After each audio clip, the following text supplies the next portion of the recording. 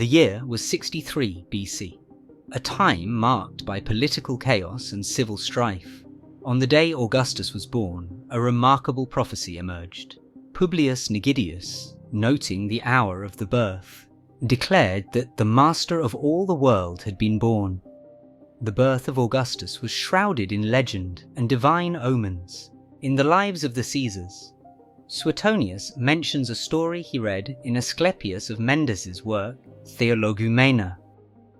As the story goes, Atia, the mother of Augustus, visited the temple of Apollo during the night to partake in a solemn service. After setting her litter down and falling into a deep slumber within the sacred precinct, she experienced a curious vision. A serpent, a symbol often associated with divinity and prophecy, glided up to her and then vanished as suddenly as it appeared. When Atia awoke, she found herself with a mysterious mark on her body, resembling the serpent, which she could never rid herself of. Augustus was born 10 months after this encounter, and his birth was attributed to the god Apollo himself.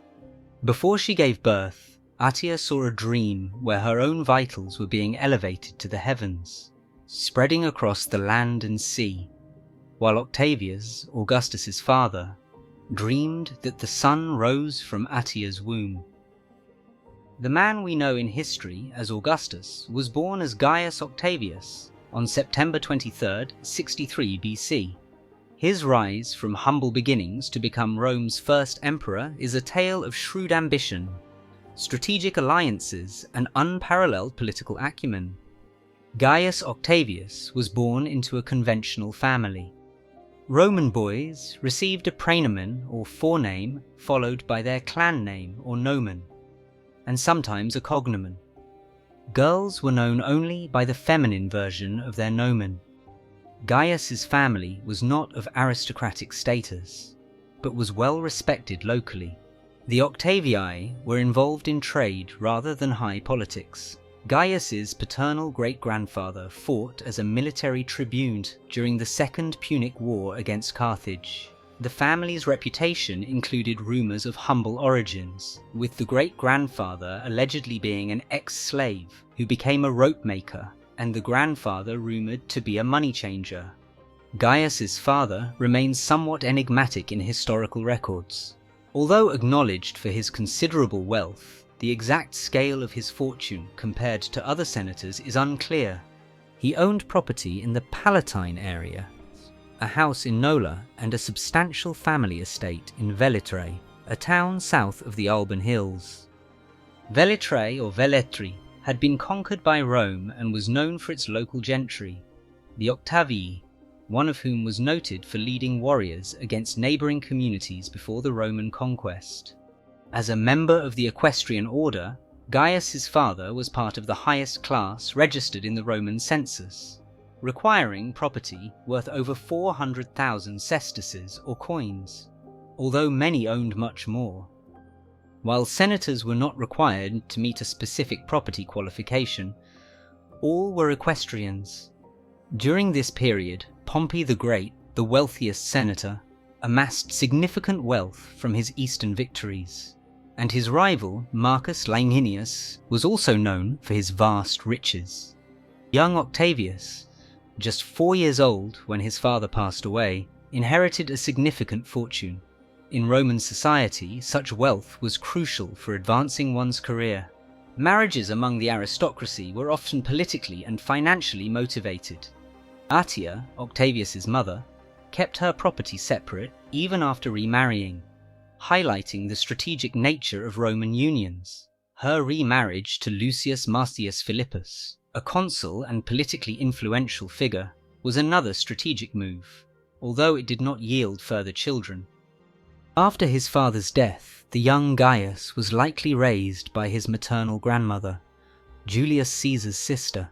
This arrangement persisted even after his mother remarried, possibly due to familial affection or a lack of interest from his stepfather Philippus.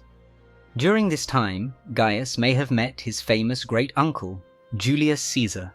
In Roman society, education was taken very seriously, particularly for boys. Initially cared for by women, a boy would come under his father's guidance at age 7, learning Roman virtues such as pietas, gravitas, and fortitude.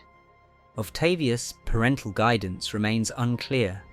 A friend of Octavius, Gaius Tyrannus, was briefly his guardian, but his impact was minimal. Gaius Tyrannus managed Octavius's inheritance until he reached maturity. Tyrannus faced accusations of misusing Octavius's funds, a grievance that Octavius would later address with severity.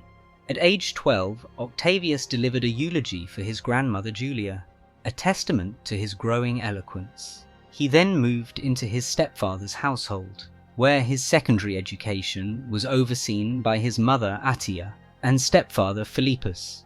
His studies included Greek and Latin literature with a focus on Homer, Athenian dramatists, and rhetoric, preparing him for a potential political career.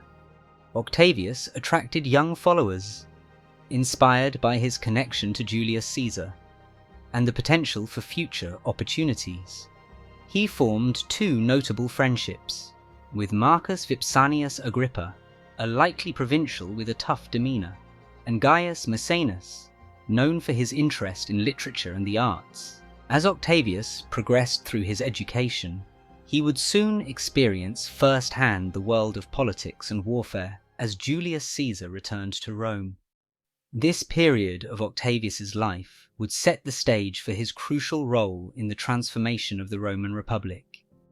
In the year 49 BC, the Roman Republic faced a monumental crisis, fueled by a civil war in which Octavius's great-uncle, Julius Caesar, played a central role. Rome had risen from a local power to a dominant force across the Mediterranean. By the early 2nd century BC, it had conquered territories from Spain to Turkey and intervened in various conflicts, including defeating Macedonia and Syria. The Republic's vast empire brought immense wealth and slaves, leading to increased opulence among the elite and a reliance on cheap grain that displaced small farmers. Managing such an empire required large professional armies. Soldiers, now loyal to their generals rather than Rome, depended on their leaders to secure retirement lands. The strain of running the empire also exposed weaknesses in the Republic's administration, with many officials becoming corrupt or ineffective. By 49 BC, the Republic was deeply fractured, its internal and external pressures setting the stage for profound transformation. In Rome, many believed that traditional virtues were fading, replaced by a culture of decadence and irresponsibility. While some nobles tried to maintain standards, the trend toward extravagance was set by the elite. On October 18, 48 BC, Octavius underwent the Roman coming-of-age ceremony, marking his transition to adulthood. Following the ceremony, Octavius ascended to the capital, the site of the Grand Temple of Jupiter, the chief deity of Rome. Here, Jupiter, the god of the civic community, welcomed him as a new adult citizen. Despite his youthful appearance, short but well-proportioned, with near-blonde curly hair and delicate health, Octavius attracted significant attention due to his looks and his connection to the influential Julian clan. However, his mother, Attia, continued to exert strict control over him, limiting his freedom despite his new status as an adult. She kept him under close watch, even maintaining him in the nursery to protect him from potential dangers and influences. Octavius was only considered an adult by law, while his daily life remained tightly regulated by his mother's concerns. In the summer of 47 BC, letters from Julius Caesar were delivered from Alexandria. He was safe, but had a most curious story to tell, which had its roots in the past relationship between Egypt and Rome. The once majestic Ptolemaic kingdom, a client state of Rome, had become embroiled in internal strife. The young pharaoh of Egypt, Ptolemy XIII, who had married his sister Cleopatra, was challenged by rival factions within the court. Julius Caesar intervened, resulting in a siege and eventual defeat of Ptolemy's forces, leading to the pharaoh's drowning in an attempt to cross the Nile River. Despite the opportunity to return to Rome and address the civil war, Caesar chose to remain in Egypt, drawn into a romantic affair with Cleopatra. Plutarch notes Cleopatra's charm was less about conventional beauty and more about her compelling presence and intelligence.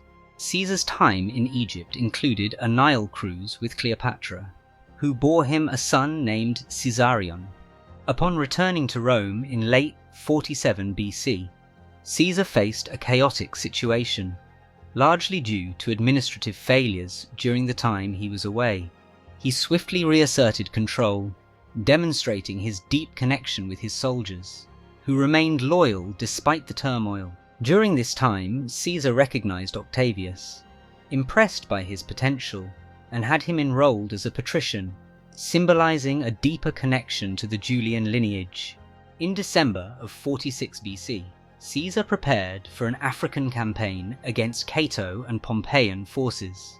Octavius sought to join the campaign for military experience, but Caesar, concerned for his health, kept him in Rome. The campaign was challenging but ultimately successful, leading to Cato's dramatic suicide to avoid capture. Cato's death highlighted his principled stand and contrasted sharply with Caesar's ambitions.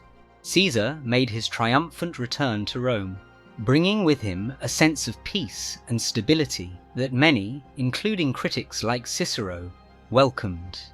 Upon Caesar's return to Rome, his clemency and reconciliation efforts helped restore peace. Though his dissatisfaction with the republic's structure became evident, his clemency, although viewed with some suspicion, contributed to a calm atmosphere.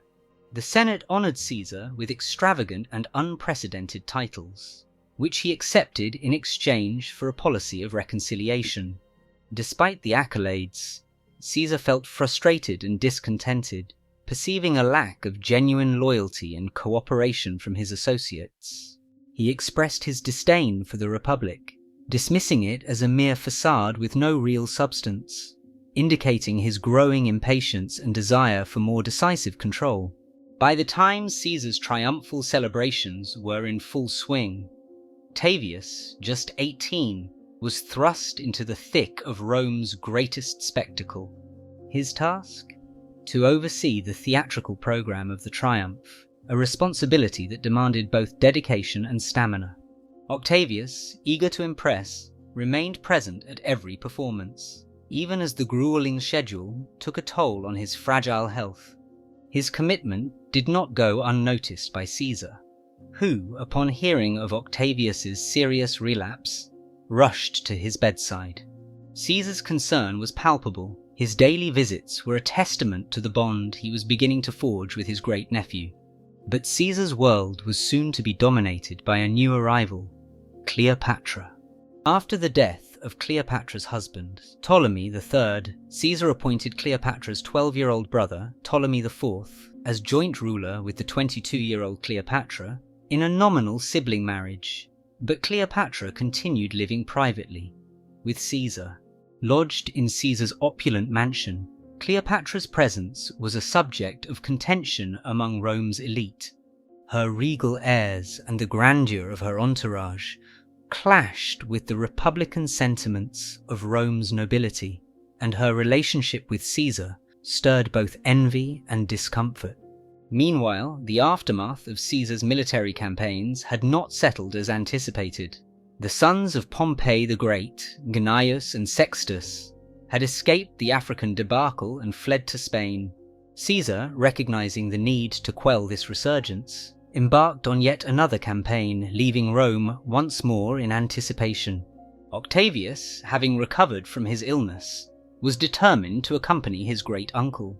Despite the dangers of the journey, navigating treacherous winter seas and possible shipwrecks, Octavius pressed on, eager to prove himself in the field. However, upon arriving in Spain, Octavius found the battle already concluded.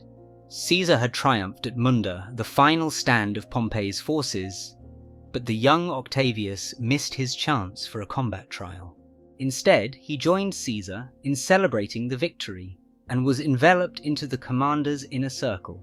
Caesar, impressed by Octavius's loyalty and acumen, began to mentor him more closely. He observed Octavius with a critical eye, noting his sagacity and precision. Their bond deepened, and Caesar made sure Octavius was involved in his administration, handling petitions and supporting his decisions. As the campaign wound down, Caesar prepared to return to Rome, where the political landscape awaited him. Octavius, now more seasoned and trusted, had the opportunity to observe and learn the intricacies of leadership.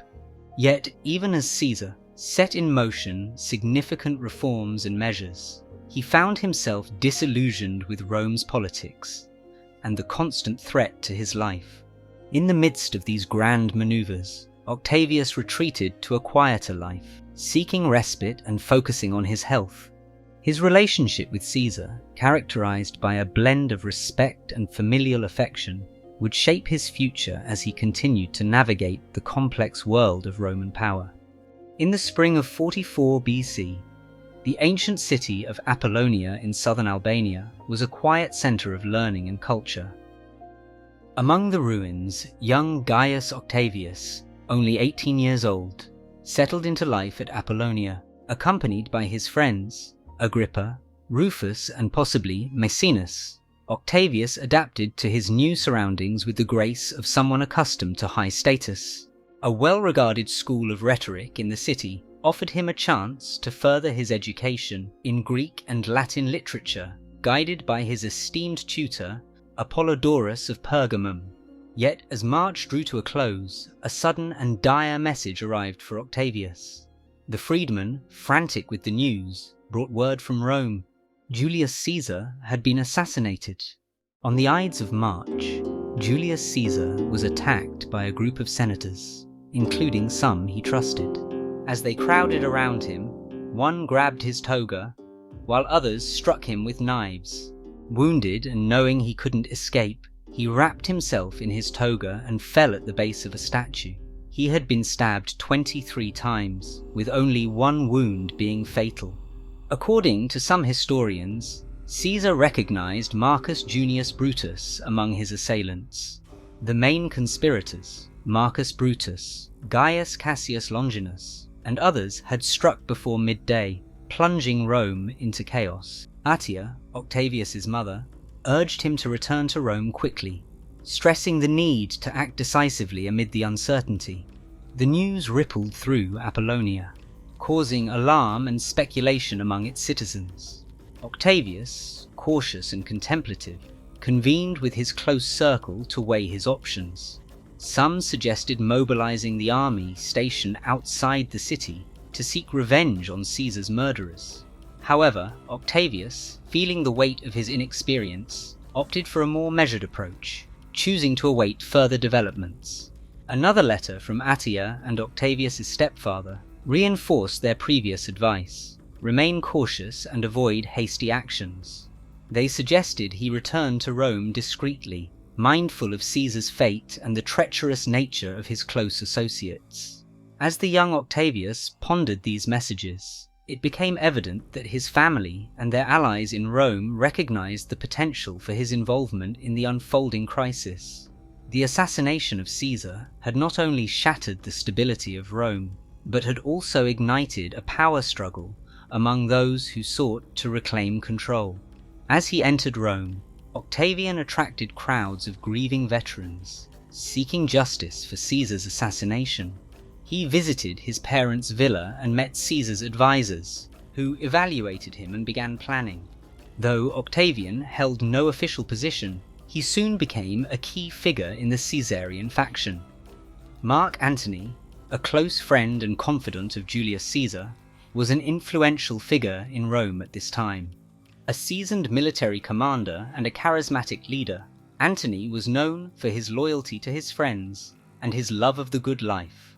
In 43 BC, together with Lepidus, member of the patrician class who held several important political positions, Octavian and Antony formed the Second Triumvirate, a powerful alliance aimed at restoring order to Rome. However, the nature of the Second Triumvirate was not the same as the First Triumvirate. Formed in 60 BC, the First Triumvirate was an informal alliance between three of Rome's most prominent figures: Julius Caesar, Pompey the Great, and Crassus. Each member brought their own ambitions to the table. Caesar sought military command and expansion. Pompey aimed to secure the eastern territories, and Crassus sought to enhance his economic and military status. The First Triumvirate was never officially recognized by the Senate. Instead, it operated through private agreements and personal influence. In contrast, the Second Triumvirate, established in 43 BC, was a formal and legally sanctioned coalition. The Second Triumvirate was markedly different from the first. It was officially sanctioned and granted its members almost dictatorial authority to act on behalf of the state. As per the Second Triumvirate, Octavian was given control over the western provinces. His primary role was to consolidate his power in Rome and oversee the western territories, which were crucial for stabilizing and expanding his influence. Mark Antony took charge of the eastern provinces. Antony's responsibilities included dealing with Caesar's enemies in the east and securing vital territories that were pivotal to Caesar's campaigns, while Marcus Lepidus managed the African provinces. His role involved overseeing the grain supplies and resources from North Africa, essential for maintaining Rome's stability and supporting the Triumvirate's military efforts. The powerful alliance of the Second Triumvirate successfully defeated Brutus and Cassius, the main conspirators in Caesar's murder. However, tensions between Octavian and Antony soon began to surface, as their competing ambitions and growing power struggles threatened to tear the Triumvirate apart. Octavian, with his shrewd political maneuvering and growing popularity, gradually eclipsed Antony's influence. He cultivated alliances with influential senators and military leaders, while Antony's extravagant lifestyle and impulsive decisions alienated many.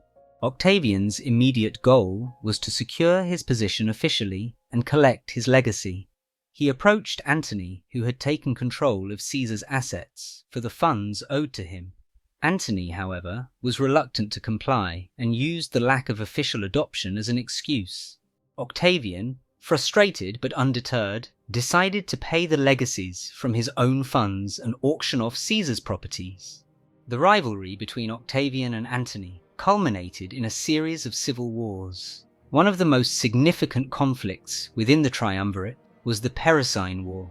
In 41 BC, Lucius Antonius, the brother of Mark Antony, and Fulvia, Antony's wife, rebelled against the Triumvirate. They were dissatisfied with the land redistribution policies that had been implemented by the Triumvirs, which resulted in the confiscation of land from many wealthy landowners. Lucius Antonius and Fulvia raised an army and marched on Rome, which was under Octavian's control. Lucius Antonius was ultimately defeated in the Siege of Perugia, a key confrontation where Octavian's forces successfully captured the city, leading to the surrender of Lucius Antonius. Following the defeat, Fulvia fled to Greece but faced severe repercussions from the political landscape that continued to shift in Octavian's favour. Fulvia eventually died in exile, while Lucius Antonius was imprisoned and later died in captivity. The Parisine War had a significant impact on the balance of power within the Triumvirate. Octavian's victory solidified his position as the dominant figure, while Antony's influence waned. The war also strained the relationship between Octavian and Mark Antony, who was still in the eastern Mediterranean. Despite the internal conflicts, the Triumvirate remained intact. Octavian, Antony, and Lepidus continued to share control of the Roman Republic, although Octavian's power was clearly ascendant. The Triumvirate's authority was soon challenged by Sextus Pompey, the son of Pompey the Great. Sextus Pompey had established himself as a powerful naval commander in the Mediterranean Sea. He controlled Sicily and other islands, and posed a significant threat to the Triumvirate's control of Italy. The Triumvirate initially attempted to negotiate a peace with Sextus Pompey, but their efforts were unsuccessful. In 38 BC, Octavian launched a naval campaign against Sextus Pompey. However, his initial attempts were unsuccessful, and he suffered several defeats at the hands of Pompey's experienced fleet. Octavian was forced to retreat to Italy and regroup. Octavian realized that he needed to strengthen his naval forces to defeat Sextus Pompey. He formed an alliance with Agrippa, a skilled naval commander, and began building a new fleet. Agrippa trained his crews and developed new naval tactics, and Octavian invested heavily in naval technology. In 36 BC, Octavian and Agrippa launched a renewed offensive against Sextus Pompey. In the decisive Battle of Naulochus, Agrippa's fleet defeated Pompey's forces, and Sextus Pompey was forced to flee to Asia Minor. He was eventually captured in the same year and executed without trial. Octavian's victory over Sextus Pompey was a significant achievement. It consolidated his power within the Triumvirate and helped to establish his control over the Mediterranean Sea. The defeat of Sextus Pompey also marked the end of any organized opposition to the Triumvirate's rule. Among the Triumvirate, Octavian skillfully manipulated public opinion and built a strong base of support within the Roman Republic. He portrayed himself as the legitimate heir to Julius Caesar, and emphasized his commitment to restoring order and stability to Rome. Antony, on the other hand, was increasingly seen as a foreign influence due to his close relationship with Cleopatra, the Queen of Egypt. Antony and Cleopatra first met in 41 BC in Tarsus, Cilicia. Cleopatra, known for her beauty and intelligence, was immediately captivated by Antony's charisma and military prowess. Their meeting marked the beginning of a passionate and enduring relationship that would have profound consequences for both of them. The final confrontation between Octavian and Antony came in the form of the Battle of Actium, fought in 31 BC. This was a naval battle that took place off the western coast of Greece, where the forces of Octavian clashed with the combined fleets of Mark Antony and Cleopatra. The battle ensued on 2nd September the 31st BC. Antony's fleet, consisting of larger but less maneuverable ships, moved out from the straits to meet Octavian's fleet. Antony's strategy was to overpower Agrippa's northern wing, but Octavian's fleet, consisting of smaller, more agile ships, managed to evade and outmaneuver Antony's forces. As the battle raged throughout the day, Cleopatra, who commanded a squadron behind Antony's main fleet, suddenly withdrew her ships and fled the scene. Believing all was lost, Antony followed her, leaving his fleet in disarray. The absence of their leaders caused confusion among Antony's forces, leading to their eventual defeat. The battle lasted only a day and ended with Octavian's fleet gaining control, while Antony's remaining ships were captured or destroyed. Octavian spent the night on board, ensuring the rescue of as many crew members as possible. The following day, Antony's land forces surrendered, effectively ending the civil war and securing Octavian's position as the undisputed ruler of Rome. The defeat at Actium forced Antony and Cleopatra to flee to Egypt, where they tried to regroup and prepare for the inevitable invasion by Octavian's forces. Octavian pursued them, possibly to take them to Rome as a captive. According to historical accounts, Antony received false news that Cleopatra had committed suicide. Believing the report, Antony was devastated. He fell on his own sword, attempting to end his life. However, Antony's suicide was not immediately fatal. He was gravely wounded but did not die instantly. As he lay dying, Antony was informed that Cleopatra was still alive.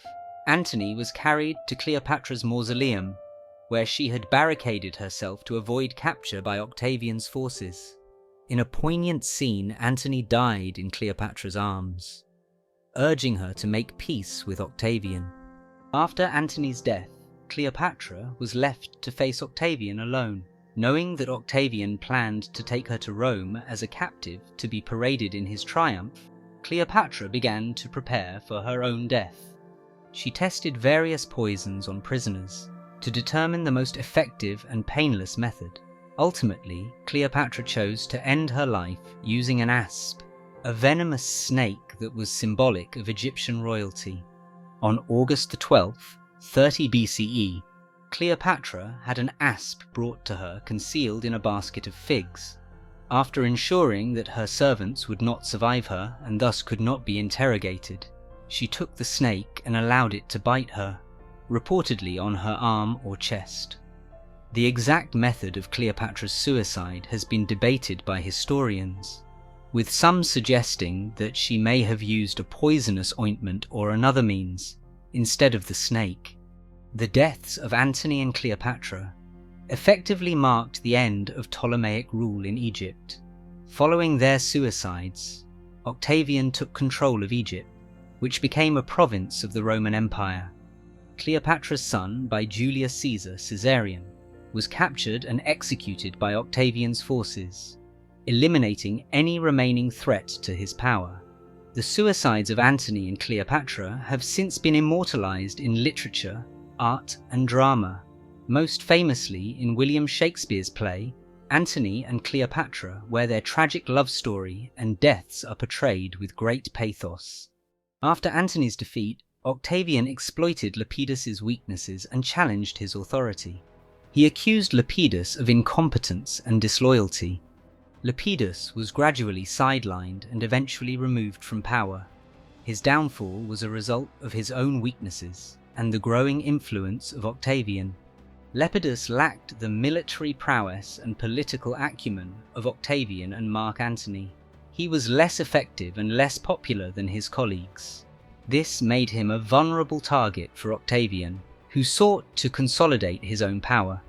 The Senate, which had been largely sidelined by the Triumvirate, intervened on Octavian's behalf. They supported Octavian and pressured Lepidus to relinquish his power. Faced with opposition from both Octavian and the Senate, Lepidus was forced to give up his position as a triumvir. He was stripped of his military command and exiled to a remote province. After his exile, Lepidus's fate is somewhat unclear. Historical records are limited, but it appears that he survived for several years. There is no definitive evidence that he was killed. It is likely that Lepidus spent the rest of his life in exile, living a relatively quiet and private existence. Following his decisive victory at Actium, Octavian returned to Rome in 29 BC. His triumphal procession was a grand spectacle, featuring captured enemies, exotic treasures, and lavish displays of wealth. The people of Rome welcomed him as a hero, celebrating his victory and the restoration of peace and stability to the Republic. Octavian was now the undisputed ruler of Rome. Upon his return to Rome, Octavian prioritized the restoration of stability and economic prosperity. He implemented reforms to address the economic crisis, including stabilizing the currency and reducing inflation. He also focused on rebuilding infrastructure and promoting economic growth, which helped to improve the lives of the Roman people. Octavian also sought to legitimize his rule by emphasizing his connection to Julius Caesar and his commitment to the Roman Republic. To consolidate his power, Octavian established a new political system, known as the Principate. Under this system, the emperor held supreme authority, but he maintained the appearance of republican institutions. He famously returned control of the state to the Senate and the Roman people, but retained key powers for himself, such as control over the military and the provinces. This arrangement allowed him to rule with near absolute authority, while maintaining the illusion of republican governance. The Senate granted Octavian extraordinary powers, including control over certain provinces and the command of a significant portion of the Roman army. These powers were intended to ensure stability and protect the Republic from external threats. However, they also solidified Octavian's position as the dominant figure in Roman politics. On the 16th of January, 27 BC, the Senate, gathered in solemn session, debated the appropriate honor to bestow upon the man who had saved the Republic. Octavian, the adopted son of the great Julius Caesar, had proven his leadership and courage, restoring order to the chaos that had engulfed Rome. Some senators proposed the name Romulus, linking Octavian to the legendary founder of the city. However, this suggestion was met with hesitation. The story of Romulus, a figure shrouded in myth and legend, was tainted by violence and fratricide. It was a reminder of the dark days of civil war that Rome had just emerged from. As the debate continued, another name emerged: Augustus. This name, derived from the Latin word augere, meaning to increase, was seen as a fitting tribute to Octavian's achievements. It symbolized his growth as a leader, his expansion of the Roman Empire, and his role in restoring the Republic's glory. The proposal to name Octavian Augustus was met with enthusiastic support. Senators saw it as a way to honor his contributions, while also distancing him from the troubled past. Despite the appearance of a restored republic, Octavian's reign was marked by a significant shift in power. The Senate, once the supreme governing body, was relegated to a secondary role. Octavian held ultimate authority, and his decisions were final. The provinces were divided between those under his direct control and those governed by senatorial proconsuls. However, even the proconsuls were ultimately subject to Octavian's authority. Octavian's rule was marked by a combination of military might and political savvy. He maintained a strong army, ensuring his control over the provinces and suppressing any potential rebellions. At the same time, he cultivated relationships with the Senate and the people, seeking their support and legitimacy. Augustus, determined to consolidate Roman control over the Iberian Peninsula, launched a series of campaigns against the Cantabrians. The Cantabrian Wars, a series of brutal conflicts between the Roman Republic and the indigenous Cantabrian tribes, took place from 29 to 19 BC during the reign of Augustus. The Cantabri were fierce and independent warriors, inhabiting the rugged mountains of northern Spain, resisted Roman rule with unwavering determination. The war was a protracted and arduous struggle, marked by intense fighting and heavy losses on both sides. The Cantabrians, familiar with the mountainous terrain and skilled in guerrilla warfare, inflicted significant casualties on the Roman legions. Notable Roman generals who led campaigns against the Cantabrians included Marcus Agrippa, Marcus Licinius Crassus, and Marcus Valerius Messala Corvinus. These experienced commanders employed a combination of military might and political strategy, seeking to weaken the Cantabrian tribes through internal divisions and alliances with neighboring peoples. Roman legions, equipped with advanced weaponry and siege engines, advanced into the Cantabrian heartland, battling through rugged terrain and facing ambushes at every turn. The indigenous people of Spain fought with courage and desperation, often preferring death to surrender. Despite the Cantabrian resistance, the Roman Empire's superior military power and strategic acumen ultimately prevailed. In 19 BC, after years of intense conflict, the Cantabrian tribes were defeated. Their territory was incorporated into the Roman Empire, marking a significant expansion of Roman dominion. Following his victory in the Cantabrian Wars, Augustus turned his attention to reforming the Roman army. The civil wars had left the military in a state of disarray, and Augustus sought to create a more disciplined and efficient fighting force.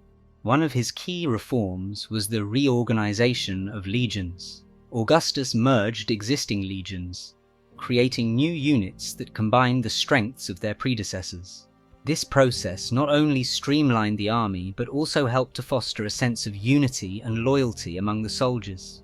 Augustus also extended the terms of service for soldiers, requiring them to serve for a longer period before being eligible for retirement. This ensured a steady supply of experienced troops and helped to maintain the army's effectiveness. Additionally, he introduced a new system of bonuses and rewards, replacing the previous system of irregular payments. This helped to motivate soldiers and strengthen their loyalty to Augustus. To maintain discipline, Augustus imposed strict rules on both officers and soldiers. Centurions, the junior officers, were subject to humiliating punishments if they failed to meet his standards.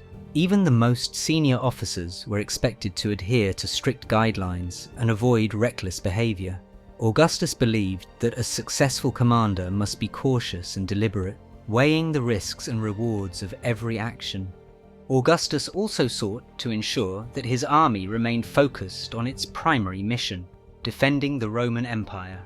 He discouraged his generals from seeking unnecessary wars or engaging in risky ventures for personal glory. Instead, he emphasized the importance of discipline, strategy, and the preservation of Roman power. While Augustus's reforms were successful in creating a more disciplined and effective army, the prolonged service requirements and the strict discipline imposed by Augustus could also be seen as a form of conscription, limiting the freedom of individuals and forcing them into military service. Just 2 years after arriving in Rome, Augustus set out on a tour of the provinces within the Roman Empire. This pattern would continue throughout his reign, as he prioritized overseeing the empire in person. Augustus began his tour in Sicily, one of Rome's oldest overseas provinces. Despite being a senatorial province, Augustus's greater imperium ensured that the governor could not obstruct him. While in Sicily, he continued his broader efforts to ensure efficient governance across the provinces. Augustus communicated directly with provincial governors, standardizing procedures and setting precedents that would be followed by future emperors. His reforms contributed to a more centralized and effective administration of the vast Roman territories. Augustus continued his tour of the provinces, visiting Greece, Syria, Egypt, and other regions. His goal was to strengthen Rome's control over these territories and promote peace and prosperity. Through his travels and his policies, Augustus solidified his position as the dominant figure in the Roman Republic and laid the foundation for the Roman Empire. Augustus's name and image quickly became widespread throughout the empire. He was revered as Sebastos in Greek, and his likeness adorned coins and public monuments. The Roman denarius became the standard currency in the East, replacing local coins. This standardization facilitated trade and taxation, further strengthening Rome's influence. The impact of Augustus's rule extended beyond economic and administrative matters. His image and authority were deeply ingrained in the daily lives of the people in the provinces. A papyrus document from Egypt, dated to the 5th year of his reign, records a transaction between 2 individuals who swear an oath by Caesar's name. Augustus's legacy also extended to the cultural and civic life of the provinces. He encouraged local communities to build monuments and hold festivals in his honor. These not only reinforced his authority, but also promoted a sense of unity and shared identity within the empire. Augustus's reputation and influence were also felt far beyond the borders of the empire. Foreign rulers and communities sought his favor and sought to establish diplomatic relations with him. While Augustus was away touring the provinces, he continued to oversee affairs in Rome. He appointed Agrippa to deal with unrest in the city, and later intervened to quell a rebellion in Spain. Throughout his reign, Augustus adeptly used diplomacy to manage and stabilize the vast Roman Empire by cultivating relationships with client states and local kings. The client system was an administrative strategy to manage and control territories that were not directly governed by Rome. Instead of sending Roman officials to rule every area, Rome would appoint local rulers, known as client kings, to govern these regions. These client kings had the authority to make local decisions and manage their own territories, but they were expected to remain loyal to Rome. They had to support Rome's interests and follow its policies, even though they ruled their own lands independently. Prior to Augustus, the client system was somewhat ad hoc, with various Roman leaders using it in different ways. Augustus improved upon this by establishing a more systematic approach. One of Augustus's key changes was the strategic appointment of client kings, who were not only loyal but also strategically important for maintaining stability in key regions. Between 30 and 27 BC, Augustus undertook a series of diplomatic maneuvers to secure Rome's influence in the eastern Mediterranean. One important appointment made by Augustus was that of Herod the Great. Although Herod was initially made king of Judea by the Roman Senate in 37 BC, it was during Augustus's reign that Herod's role became especially significant, as he recognized Herod's importance in stabilizing and securing the region. Around 25 BC, Augustus appointed Juba II, the son of the former enemy, King Juba I, as king of Mauritania to ensure the kingdom's loyalty and strengthen Rome's influence in North Africa. In 20 BC, Augustus achieved a significant diplomatic victory by negotiating with the Parthian king, Phraates IV, securing the return of Roman standards and prisoners that had been captured decades earlier during the disastrous defeat of Crassus at the Battle of Carrhae in 53 BC. Additionally, in the same year, Augustus extended his influence in the eastern frontier by intervening in the affairs of Armenia. He restored Tigranes III, a friendly king, to the Armenian throne, thereby ensuring that the kingdom would remain under Roman influence and serve as a buffer state against Parthian power. Augustus used marriage alliances as a key part of his strategy for both strengthening the Roman Empire by arranging marriages between members of his family and important figures from other powerful families. Augustus was able to build strong political connections and ensure loyalty among Rome's elite. Despite wielding immense power, Augustus remained approachable and personable. He made a point of engaging with people from all walks of life, genuinely listening to their concerns and addressing their needs. His down-to-earth nature and sense of humor allowed him to connect with individuals on a personal level. Augustus was committed to promoting morality and family values. He introduced laws to regulate marriage and adultery, aiming to encourage responsible behavior and strengthen the family unit. While these laws were not always effective, they reflected Augustus's desire to create a more virtuous and stable society. Augustus's first marriage was to Claudia Pulchra, who was the daughter of Fulvia and stepdaughter of Antony. This marriage was arranged purely for political reasons, with the hope of cementing an alliance between then Octavian and Antony during the Second Triumvirate. However, their marriage was short-lived and also unconsummated. Their divorce could be a political move from Augustus to distance himself from Fulvia and Antony. However, there is no definitive evidence to support this claim.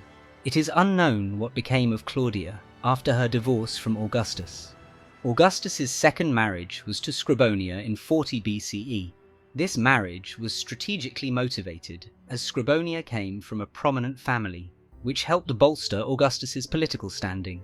Scribonia was much older than Augustus, and was a widow with children from her previous marriages. Augustus's marriage to Scribonia was also short-lived.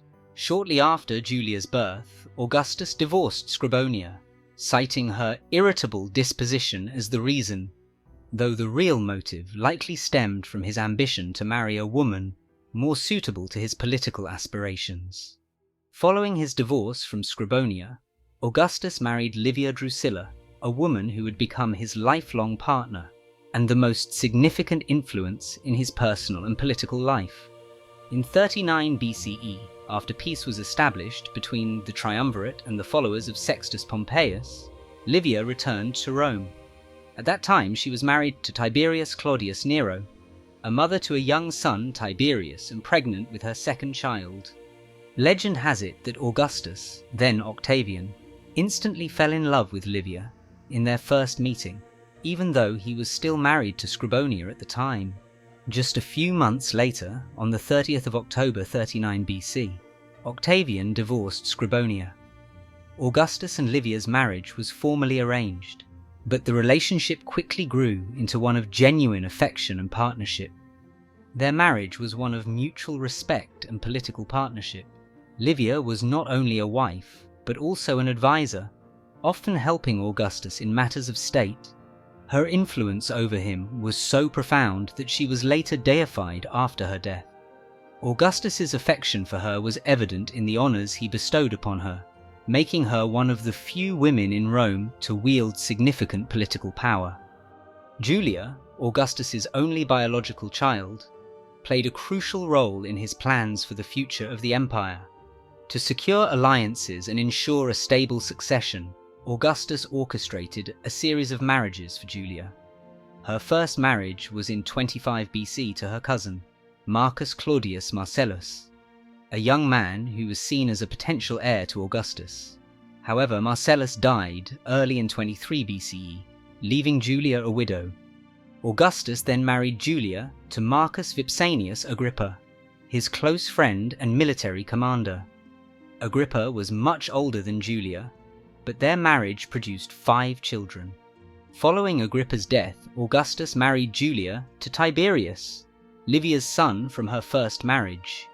This union was deeply unhappy, and Julia's behaviour, marked by infidelity and scandal, led to her eventual downfall. In 2 BCE, Augustus exiled Julia to the island of Pandateria, modern-day Ventotene, as a punishment for her indiscretions. Her fall from grace was a significant blow to Augustus, who had invested so much in her future. In 23 BC, his health crisis brought the issue of succession to the forefront of political discussions. To maintain stability, Augustus needed to designate a suitable heir who could uphold his legacy and continue to govern the empire effectively. Augustus adopted the boys, Gaius and Lucius, who were sons of his daughter Julia, intending for them to succeed him. However, both Gaius and Lucius died young, leaving Augustus with no direct male heirs.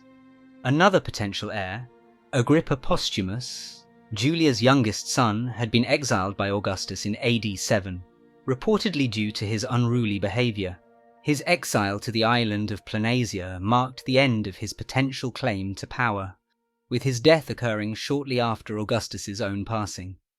The tragedy of Augustus's life was that, despite his efforts to secure a stable succession, most of his heirs met untimely deaths or fell out of favour. Ultimately, Augustus decided to adopt Tiberius, his stepson, as his successor. Augustus's decision to adopt Tiberius was a strategic move designed to ensure the stability of the Roman Empire. Tiberius was a proven leader with a strong military record. He was also a loyal and trusted member of Augustus's inner circle. By adopting Tiberius, Augustus hoped to secure a smooth transition of power and prevent a potential civil war. In Augustus's final days, despite his advanced age, Augustus remained active in governing the empire, making important decisions and overseeing the implementation of new policies. As Augustus reshaped Rome, he left an indelible mark on its governance, society, and culture. Augustus implemented a series of significant reforms that transformed the Roman Republic into a stable and prosperous empire. These reforms addressed various aspects of Roman society, including politics, law, economics, and social welfare. One of Augustus' most important reforms was the establishment of the Principate, a new form of government that combined republican institutions with imperial authority. While the Republic remained nominally in place, Augustus concentrated power in his own hands, giving him both political and religious authority. Augustus also reformed the Roman legal system. He codified existing laws, creating a more consistent and accessible body of legal principles. This codification, known as the Corpus Juris Civilis, became the foundation of Roman law for centuries to come. In the economic sphere, Augustus implemented reforms to stabilize the currency and promote economic growth. He reformed the monetary system, introducing new coins and standardizing their value. He also invested in public works projects, such as building roads, bridges, and aqueducts, which stimulated economic activity and improved infrastructure. Augustus sought to restore traditional Roman values and strengthen the family unit through social reforms. He encouraged marriage and childbirth, offering incentives to couples who had children. He also enacted laws to regulate morality and discourage certain behaviors, such as adultery and gambling. In the later years of his reign, Augustus faced various challenges and controversies.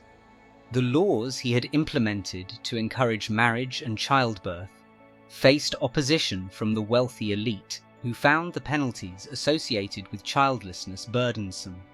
Despite protests, Augustus remained firm in his belief in the importance of population growth for the empire's future.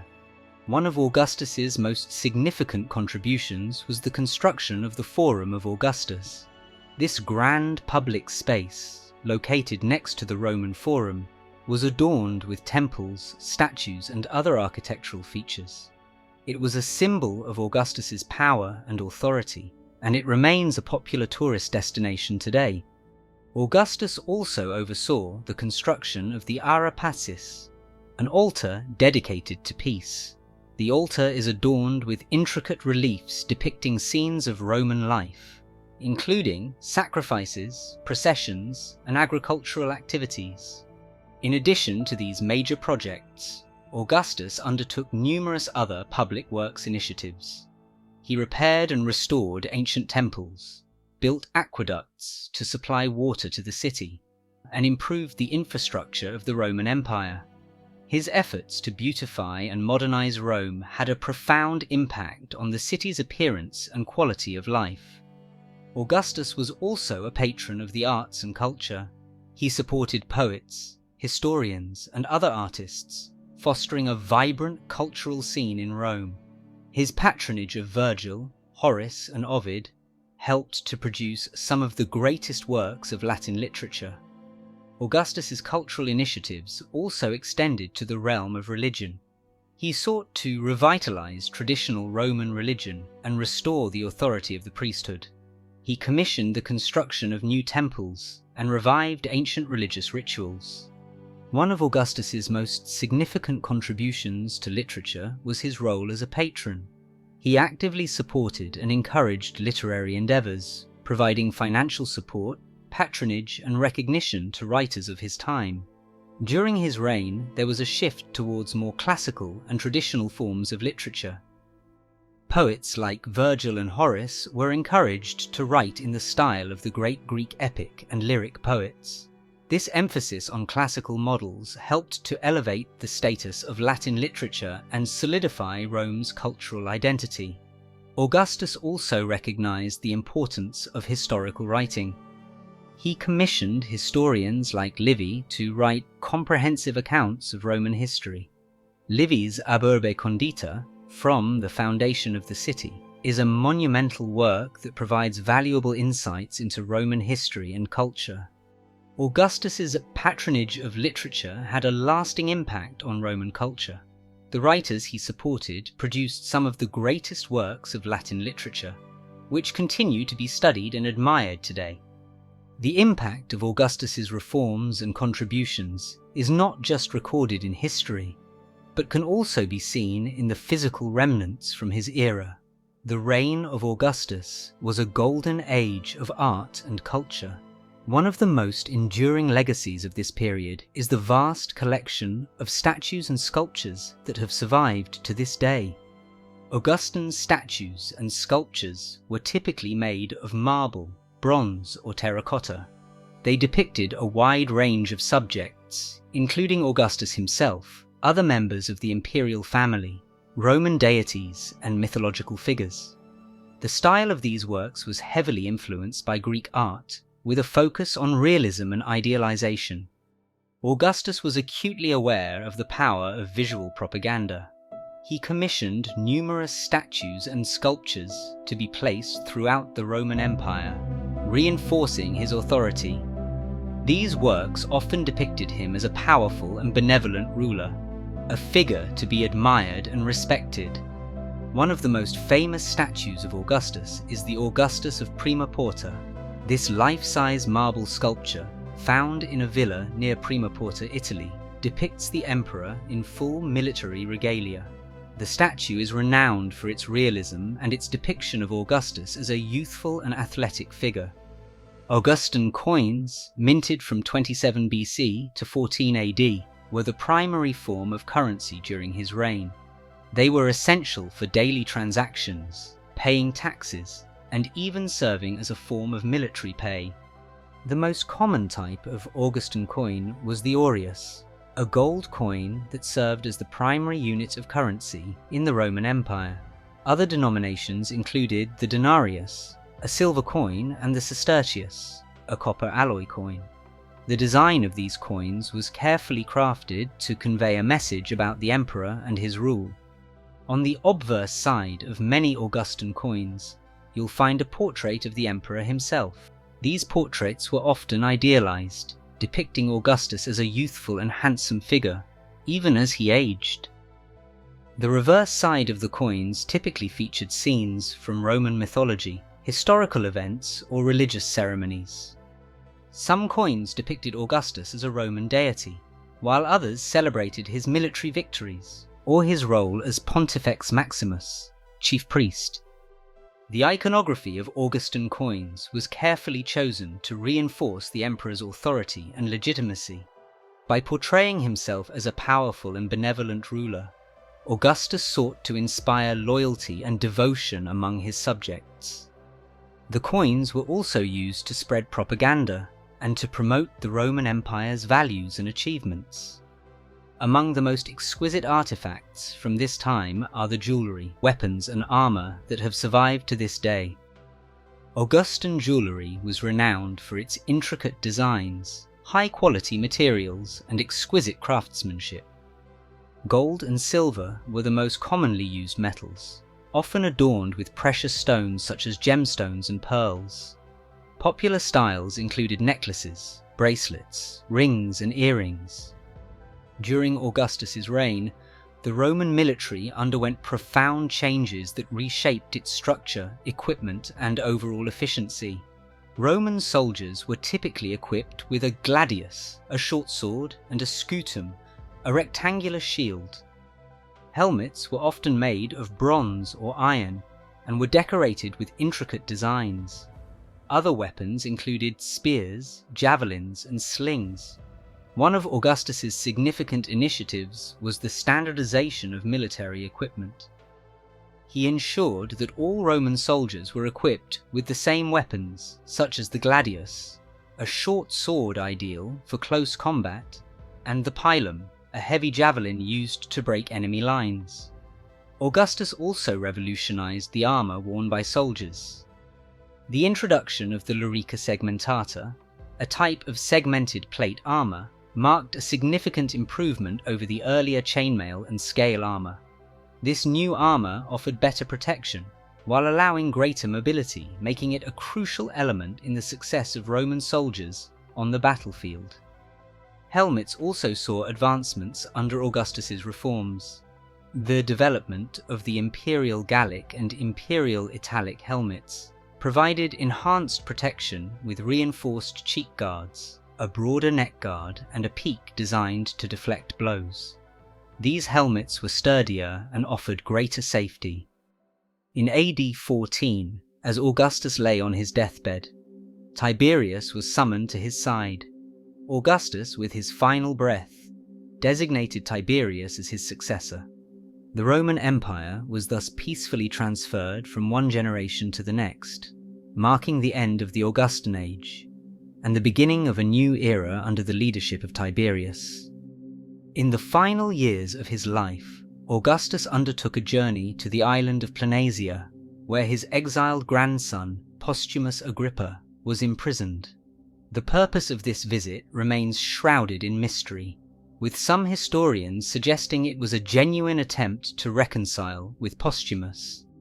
Augustus's final days were spent at his villa in Nola, a town south of Rome. His health had been declining, and he was suffering from stomach ailments. Despite his failing health, Augustus remained active and engaged in affairs of state.